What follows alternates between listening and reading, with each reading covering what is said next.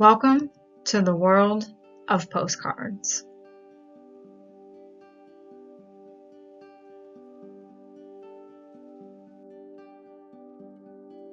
What is a postcard?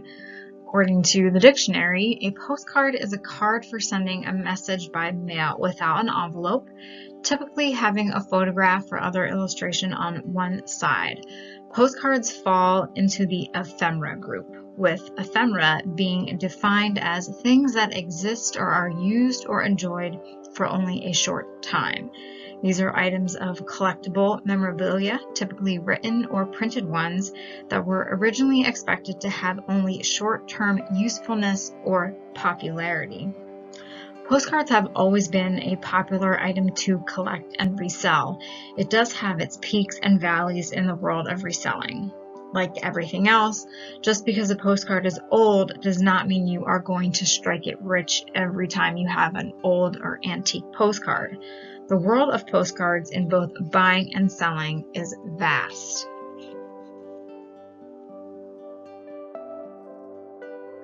In my experience, and this is just my opinion, there are a few main groups of what I will call postcard people.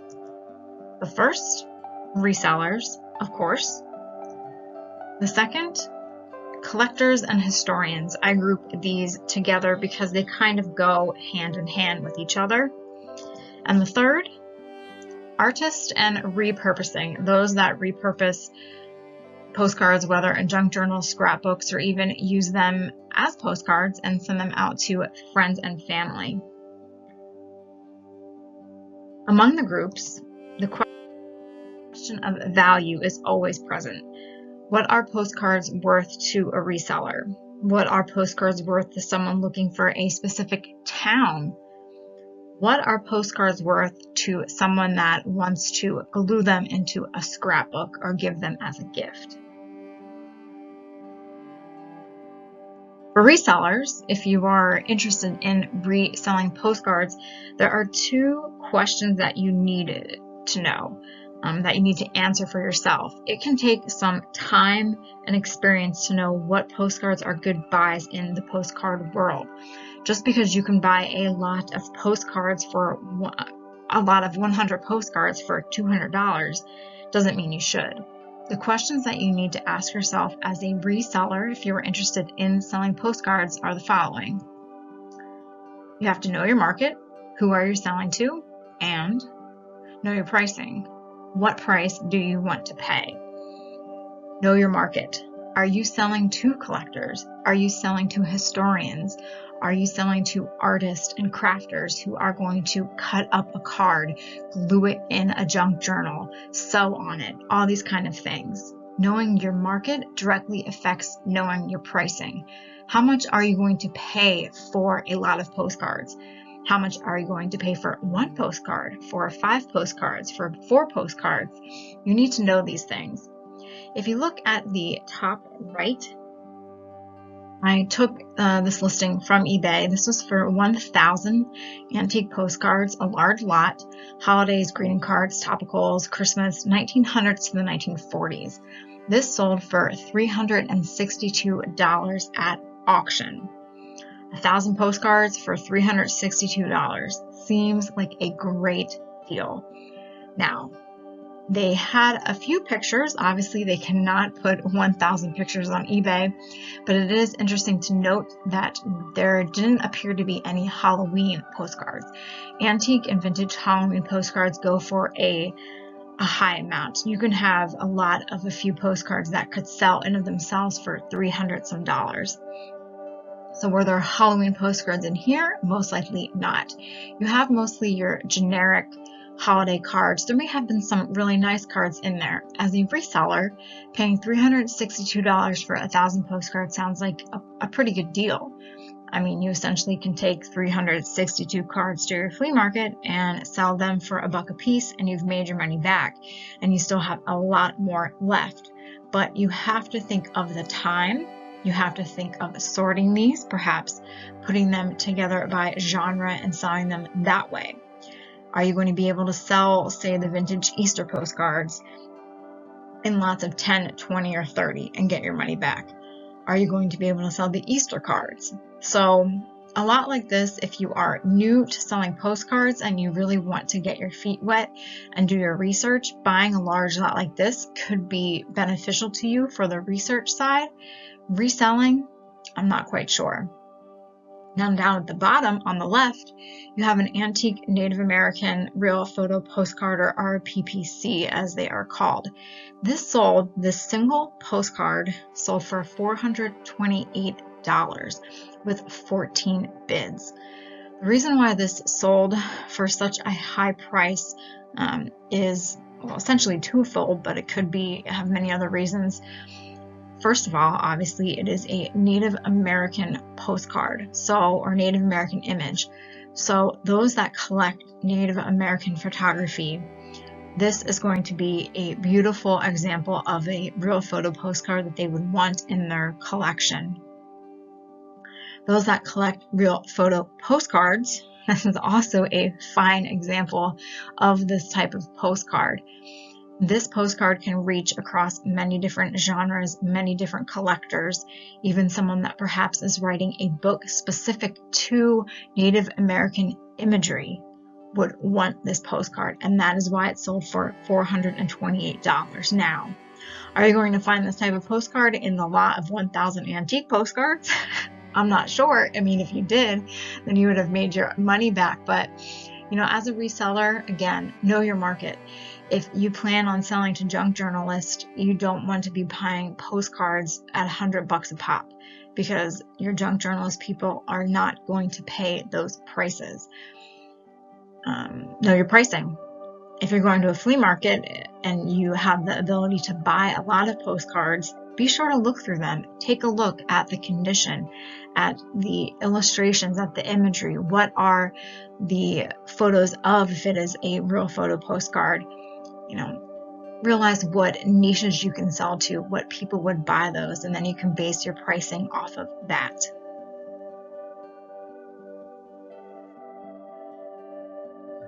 Collectors and historians. Does price matter? Yes and no. Collectors and historians, they range. Some can have super small niches of what they collect. They might only collect a certain type of car in postcards. They might collect only street scenes of a certain town. They might collect postcards of babies, Victorian babies in a certain type of dress. It is amazing. But they know their price points and they know what they're looking for, and sometimes they are more than happy to pay a certain price. Up on the right, it is a real photo antique truck pre-1918 C White Meat Market, 75 Main Street, Paterson, New Jersey. 2 bids, and it sold for $104. This postcard, again, many different reaches. You have the antique truck vehicle. You also have an advertisement essentially for a meat market. And then you also have a piece of local history to Paterson, New Jersey. So you may have someone from Paterson, New Jersey that perhaps is writing a book about their town and about old businesses. Perfect postcard. You might have someone that is a relative of the C White Meat Market Company, and so they want to buy back a piece of their personal family history, and so they purchase it.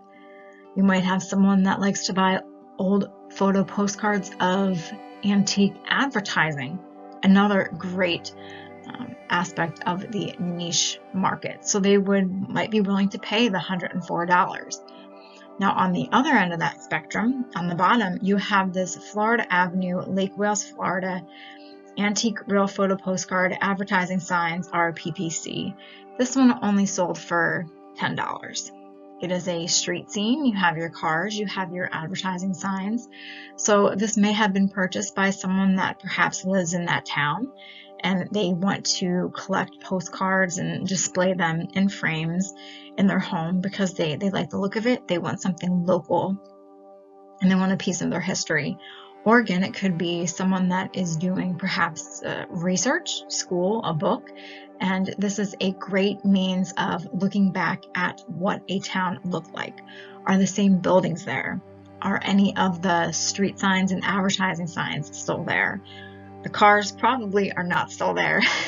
But wouldn't that be something? Many times on websites and local history books, or even in some other books, you will see, before and after, or what it looked like then and what it looked like now. And these types of postcards are great to use for those comparisons. On the left, you have a lot of 4 antique early 1900s holiday postcards for Halloween. 4 postcards selling for $104, so a little bit more than $25 a pop. Now, I love antique Halloween postcards. I would love to expand my collection of them, but am I in the position to willingly pay a little more than $25 per card? No. I have seen them at my local flea markets in postcard album books for that price, sometimes even higher, and it's just not in me to pay that much. Now, does that mean I guess perhaps I wouldn't be a serious collector then? These cards, I believe, will only continue to go up in value, but I would rather somehow just come across them by other means. Perhaps I buy a lot of postcards at a flea market and there's 1 or 2 in there that no one knew was in there. I like finding my Halloween postcards that way. But for collectors, paying $25 for a card, these types of cards, which have great imagery on them, that could be a cheap price for them, so they're willing to pay that. But this just shows you the different price points and different genres that postcards, they span, and what people are willing to pay. Collectors, they want to add to their collection, and so they pay $25 for an antique Halloween postcards. Historians, they need something to complete their research. They want to buy back perhaps a piece of their family history. So does price matter to them? Sometimes it doesn't. Then you have the artist and those that repurpose postcards. For them, I find that it is a-okay for discoloration, for writing, for creases, for postcards that are worn and loved. They love the look of the distressed postcard. If there's a little bit of discoloration, some spotting, that's okay, because more often than not, they are repurposing it in a way where the beauty of the worn and torn is just kind of embellished on. They add some bits and bobs of thread and sewing and paper. They add old photographs. They make smaller journals out of postcards. They do so many wonderful things with postcards, whether they're using it in their decor, in their artwork on display. So selling to artists and those that repurpose postcards, that's a whole nother market. You have to know that market. You have to know what their price points are. They aren't going to pay, or they would rather not pay a lot of money for cards that, like I said, they're just going to put glue on. They're not out to buy that Native American real photo postcard for $400. That's not what they're looking for. So they are fun to sell to. It gives postcards that have a lot of wear to them a chance at another life besides being tossed in the trash. But if you plan on selling to the artist and repurposing community, definitely study your price points. You don't want to be paying X amount at a flea market to sell to the artist and repurposing community. They're not going to pay high prices, and they shouldn't either. Like I said, they're giving the cards that are worn and torn the ability to be loved and enjoyed again. So they like to buy, not necessarily in bulk, but at cheaper price points. They're not looking for those high-end Halloween cards. Though I'm sure they would love to add them to their junk journals, especially for Halloween time.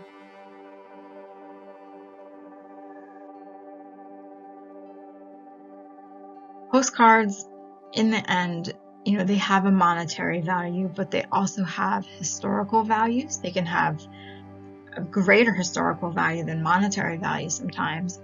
And they also hold memories. Each postcard has something on the front, an image of a time gone by, people that have been captured forever on the front of a postcard. But they also have memories on the back. They have people writing to their loved ones, wish you were here, just went on this river down the boat, toward Europe. All sorts of stories crammed into a small little section on the back of a postcard. And sometimes people buy postcards just for those stories, to piece together something in the past, to see the image on the front and then see what the people wrote on the back. So each postcard has monetary value, a historical value, but also a memory.